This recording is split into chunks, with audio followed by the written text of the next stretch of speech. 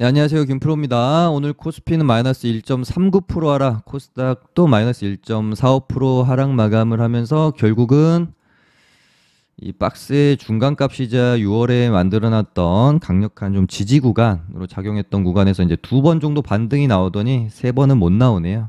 결국은 이탈을 하면서 이렇게 되면 이제 박스 하단에서 놀 확률이 굉장히 커졌습니다.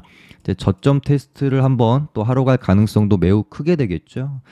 일단은 우리 국장은 선물 옵션 동기망실이 이제 내일이고 그 다음에 추석 연휴로 들어가고 추석 연휴가 끝나게 되면은 9월 13일 날 CPI 물가지수 발표가 있고 그리고 나서 FOMC 회의가 있습니다. 그래서 네 가지 굵직한 이벤트가 몰려 있기 때문에 변동성이 좀 클 수 있다라고 보고 좀 이렇게 단기 위주로 계좌를 운영하시는 분들이라면 아마 뭐 어제 엊그제부터 해가지고 현금화에 대한 심리가 굉장히 강했을 거라고 보여집니다. 추석 연휴 앞두고 지금 매수 심리가 더 높으신 분들은 아마 많이는 없을 것 같고 어, 장도 안 좋은데 지금 시장 참여자들의 현금화 심리까지 굉장히 높은 상황이다 보니까 시장이 단순히 몇 프로 하락했다 이런 걸 떠나서 시장의 질 자체가 정말 뭐 근래 저도 뭐 10년 넘게 주식을 하면서 지금같이 뭔가 시장의 질이 안 좋다라고 느낀 적이 있었나 싶을 만큼 좋지는 않은 것 같습니다.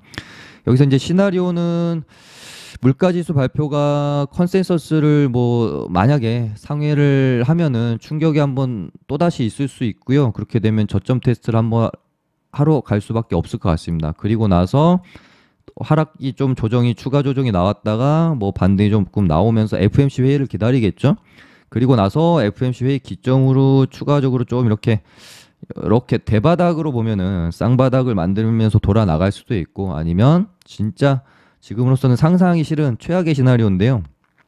이렇게 저점을 다시 한번 깨고 무너질 가능성까지도 지금으로서는 뭐 대비를 하지 않을 수는 없는 것 같습니다. 어찌됐건 본인의 어떤 포지션 취향에 따라 좀 다를 수 있겠지만 시장을 나는 긍정적으로 본다. 이벤트 이후로 돌아 나갈 거야 라고 보시는 분들은 최소한의 리스크 관리를 해놓고 이벤트를 지켜보시면 되는 거고 나는 시장을 좀 부정적으로 보고 있어 하신 분들은 최대한의 리스크 관리를 해놓고 이번 이벤트를 좀 지켜보셔야 되겠죠. 네, 지금으로서 뭐 시장을 예측할 수 있는 사람은 아무도 없는 것 같고 감당할 수 있는 수준으로 멘탈이 흔들리지 않을 수준 정도의 그러니까 리스크 관리, 계좌 관리 해놓고 어떻게 되는지 좀 지켜볼 수밖에 없을 것 같습니다. 야, 정말 지독한 하락 장세가 이게 코스피로 보면 작년 6월에 딱 고점을 찍었으니까 14개월 동안 이 하락 장세가 지속이 되고 있고 진짜 와 토가 나오죠. 토 나옵니다. 정말로. 지금 이 구간에서 사실 주식을 뭐 코로나 화랑장 이전에도 해 오셨던 분들은 뭐 이미 이제 퇴출되신 분들이 아니라면 지금 살아남아 계신 분들이라면 뭐 조금 뭐 익숙하실 수도 있을 텐데 아마 이 화랑장에 들어오셨던 주린이 분들의 조금 오바 못해서 진짜 99%는 좀 그렇고 95% 이상은 제가 봤을 때는 지금 이 하락장에서 거의 자포자기 상태 아니면은 주식의 주자만 들어도 지금 뭐 진짜 진절머리가 난다 요런 심리 상태. 본전이 뭐야 그냥 마이너스 뭐 한 10% 원저리만 와도 다 팔고 난 다시는 주식 안 볼 거야. 주식시장을 떠날 거야. 후회만스럽다. 왜 주식을 시작했을지 후회스럽다. 아마 이러신 분들이 진짜 90% 이상이지 않을까 싶어요. 근데 이 주식시장은 항상 같은 역사를 반복합니다. 이때 들어오셨던 분들의 대부분이 포기하고 주식시장을 떠날 때, 등질 때 그러면서 그 주변에 아무도 주식에 대해서 이야기하지 않을 때 그때 소리 소문 없이 항상 또 저점은 찾아오고 언제 그랬냐는 듯이 시장은 좋아지고 활기를 되찾을 겁니다. 그렇다라고 하면은 다시 시장이 이렇게 좋아질 때 이 수익을 누릴 수 있는 사람은 누구냐? 항상 그렇듯이 어렵지만 버티고 계셨던 분들. 이제 어설프게 이제 하다가 떠나셨던 분들이 또 이제 언제 들어오냐면 시장이 이제 슬금슬금 이렇게 예를 들어 올라오잖아요. 그러면 이럴 땐 또 안 들어오십니다. 왜냐면은 어떤 그 주식시장에 대한 불신이 있기 때문에 그러다가 또 예를 들어 막 뉴스에서 주식시장이 좋다, 돈 벌었다더라 이런 이야기가 들어오면 또 좀 어설프게 한 어깨쯤에 또 올라타요. 그러고 나서 조금 수익 맛보고 또다시 좀 어려운 구간으로 들어가는 항상 이제 이렇게 좀 시장이라는 게 반복이 되기 때문에 지금 뭐 상황이 많이 힘들더라도 포기하고 계좌를 방치하는 게 어떻게 보면 이제 가장 안 좋은 거기 때문에 조금 그래도 적극적으로 대응하려고 좀 노력하고 당장 뭐 다음 달, 다다음 달 뭔가를 뭐 빠르게 회복해야 되겠다라는 마음보다 조금 이렇게 이제 시간 여유를 좀 많이 가지고 지금 뭐 마이너스 뭐 40, 50 이렇게 물려 있으신 분들의 입장에서 말씀드리는 겁니다. 시간 여유를 가지고 정말 이 이상은 이제 시장이 뭐 밀리지 않겠다. 기간 조정도 어느 정도 좀 끝나가는 그런 타이밍 잘 봐서 좀 기회를 노려가지고 회복에 찬스를 한번 생각을 해보시는 것도 좋을 것 같고, 그러니까 이제 시장을 완전히 뭐 이렇게 막 버티고 버티다가 여기서 혹시라도 조금 더 떨어지면 꼭 이런 구간에서 아 진짜 못 버티겠다, 도저히 나는 주식 보기도 싫다라고 하면서 굉장히 큰 손실 보고 이제 그냥 뭐 정리해버리고 어플 지우고 시장을 떠나시는 분들이 많거든요. 근데 이제 뭐 가격 조정이 조금 더 나올 수 있고 기간 조정으로 우리를 더 조금 더 힘들게 할 수는 있지만 어느 정도는 여기서 이제 무리하게 우리가 대응을 할 정도의 가격 레벨은 밸류에이션은 아닌 것 같다라고 저는 생각을 해서 조금만 더 버텨보자 이런 말씀을 좀 드리고 싶습니다. 네, 그럼 테마 한번 살펴보도록 하겠습니다. 오늘 이제 애플페이가 지금 말로는 12월 이야기가 나오고 있더라고요. 거의 뭐 도입이 기정사실화 되는 뉴스가 나오면서 정고점을 딱 뛰어넘는 갭을 만들고 장대 양봉 상한가 안착하면서 물론 이제 시간에서는 풀렸습니다만은 어찌됐건 급등이 한국정보통신 그리고 이루원 그리고 오늘 새롭게 약간 하잉크 코리아도 편입이 되면서 테마군을 좀 이뤘고요. 제 방송 혹시 보신 분들은 기억하시는지 모르겠습니다. 처음에 애플페이 관련 재료가 나오면서 급등이 나왔고, 야, 이거는 재료가 굉장히 좋은 것 같다라는 말씀 드렸고, 근데 요날 이제 시간에서 현대카드 관계자가 사실무근이라고 하면서 시간에서 좀 많이 빠졌죠. 근데 제가 이제 이날 방송에서 드렸던 멘트는 아무리 봐도 이거는 암암리에 진행이 되고 있는 게 맞는 것 같다. 뭐 관계자 입장에서는 뭐 당연히 뭐 사실 무근이다 아니다라고 부인을 해야 되는 부분이라서 일단은 뭐 살짝 악재처럼 반영이 되면서 조정은 나오겠지만 결국은 또다시 뉴스가 나오고 기정사실화 되면서 이런 식으로 좀 재료가 지속성을 가질 확률이 좀 높지 않겠느냐라는 말씀을 제가 분명히 때 드렸던 것 같습니다. 근데 그런 심리가 또 반영이 되니까 다음날 시간의 개파락도 그렇게 크지 않았던 거고, 근데 잘 버티다가 한번 쭉 빼고 다시 양봉으로 여기까지 올려 세워놓고 찌글찌글 하다가 뉴스 띄우면서 결국은 이렇게 이제 시세가 났죠. 이제 이때 당시에 재료 자체는 굉장히 커서 어느 정도 사실관계만 확인되면은 시세가 크게 날 가능성에 대해서 제가 어떤 근거를 드리면서 말씀을 드렸었냐면, 예전에 삼성페이 테마가 형성이 됐을 때 이때 당시에 한국정보인증이 대장이었던 걸로 제가 기억하는데 2015년 방송에서 말씀드렸던 부분이에요. 삼성페이 관련주로 한국정보인증이 이렇게 시세가 좀 크게 났어요. 한 뭐 예를 들어 4,000원 잡고 2만 원이니까 5배 정도 올랐죠. 물론 지금 한국정보통신이 뭐 5배가 오를 거다라고 제가 말씀은 못 드리죠.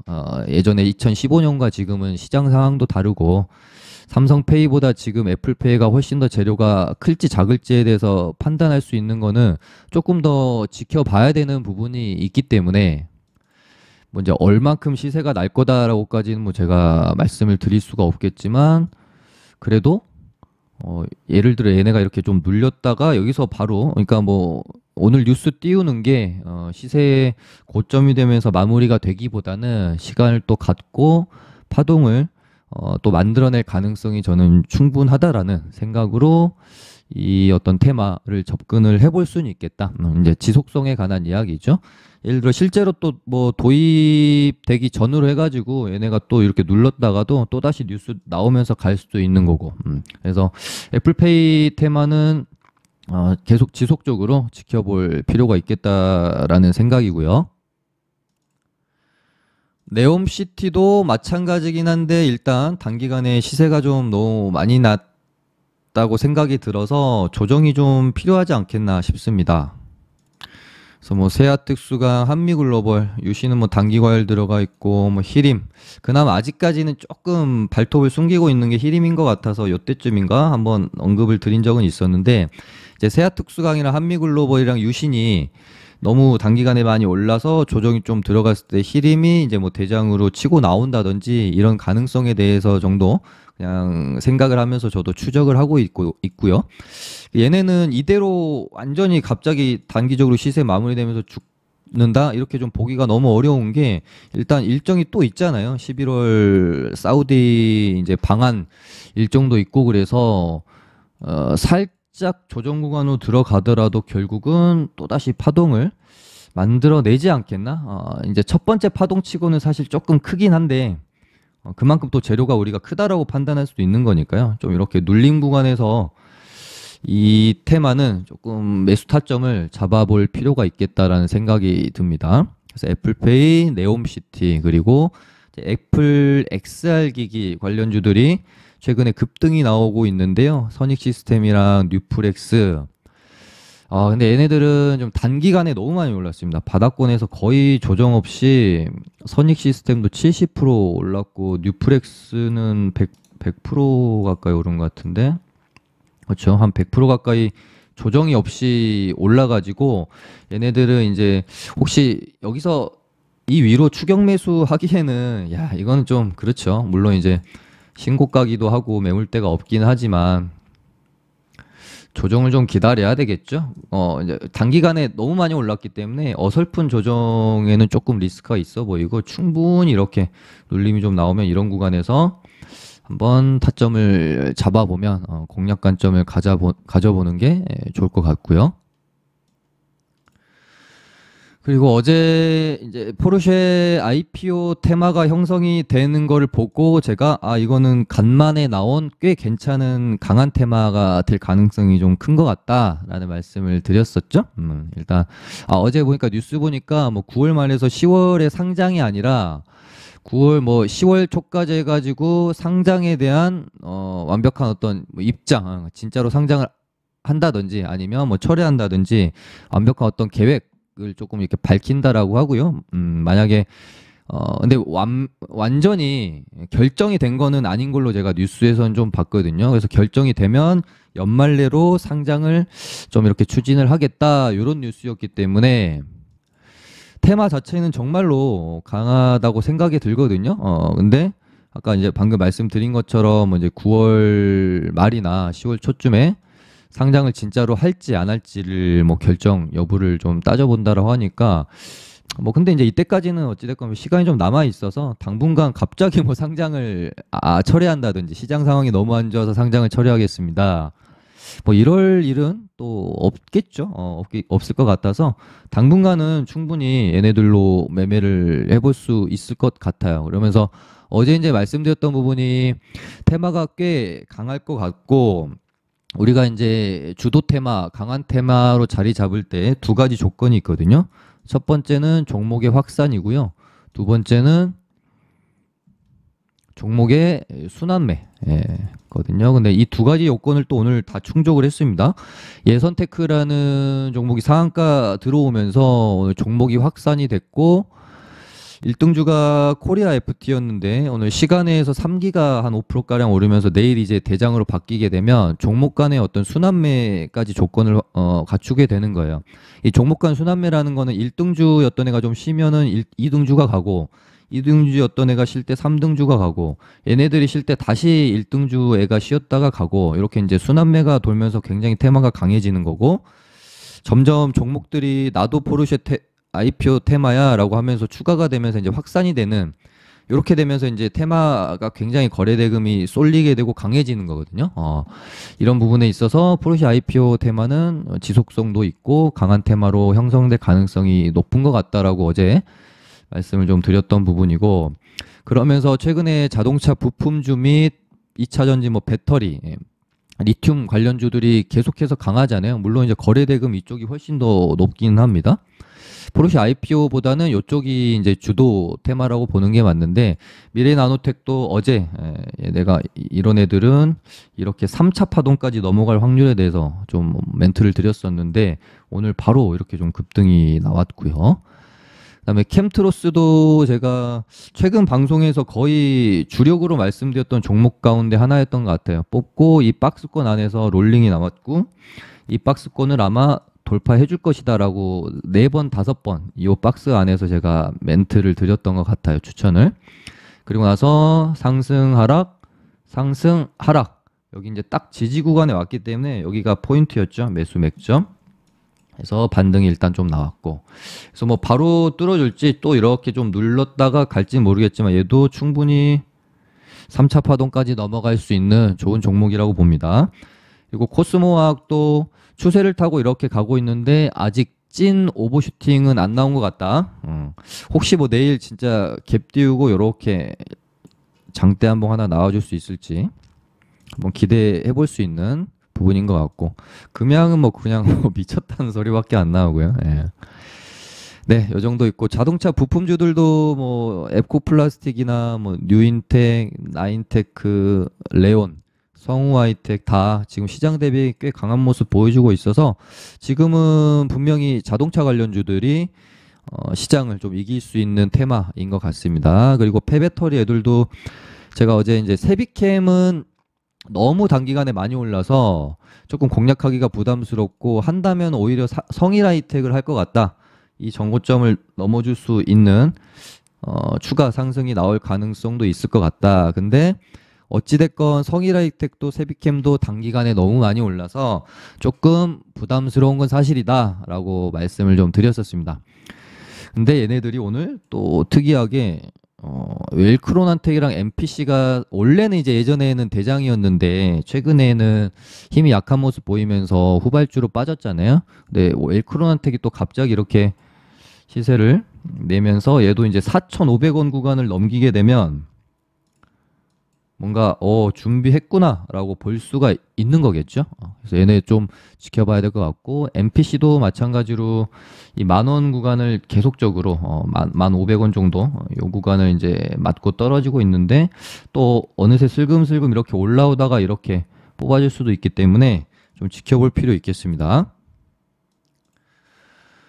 그 다음에 신재생 애들은 현대에너지는 진짜 잘 버티긴 해요. 잘 버티긴 하는데 얘네는 결국은 지수를 볼 수밖에 없습니다. 그래서 시장이 여기서 만약에라도 이렇게 뭐 장대 음봉이 떨어지면서 투매가 나오면서 완전히 확 꺾이게 되면, 그러니까 시장이 완전히 무너지면, 지금까지는 그래도 시장이 뭐 2% 안쪽으로 질질질 흘러내리는 형태, 중간에 뭐 반등도 한 번씩 나오고 이러니까 지금 대장인 신재생 에너지들이 버티고 있는데, 이렇게 가다가 반등을 나와주면서 박스 안으로 다시 들어가면 얘네는 한 번 정도는 더 파동이 나올 가능성이 크고, 근데 이렇게 버티다가 결국 이렇게 무너지면 한 3, 4%짜리 만약에 투매 형식으로 시장이 무너지면 얘네들 지금 워낙 고점에 있기 때문에 좀 조심해야 된다라는 말씀을 좀 드렸죠. 이렇게 꺾일 수 있다. 그래서 시장이 워낙 불안불안하니까 물론 지금 굉장히 강하긴 하지만 공략하기가 부담스러운 구간에 있는 거는 사실이죠. 얘네는 뭐 시장 따라 갈 수밖에 없어서 어떻게 뭐 테마 자체적으로 제가 코멘트를 드릴 수 있는 부분은 좀 없는 것 같네요. 방산주도 뭐 오늘 오전까지만 해도 굉장히 뭐 약간 시장 방어주처럼 강한 모습 보이다가 시장 무너지니까 얘네도 결국은 무너지는 모습을 보이잖아요. 오전까지 굉장히 강했거든요, 얘네들이. 네.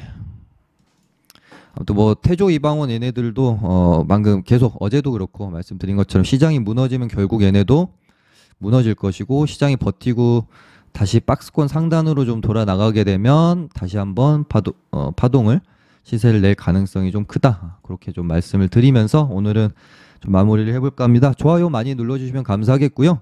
무료 리딩방 들어오시고 싶으신 분들은 카톡 링크로 카톡 주시면 초대해 드리도록 하겠습니다. 감사합니다.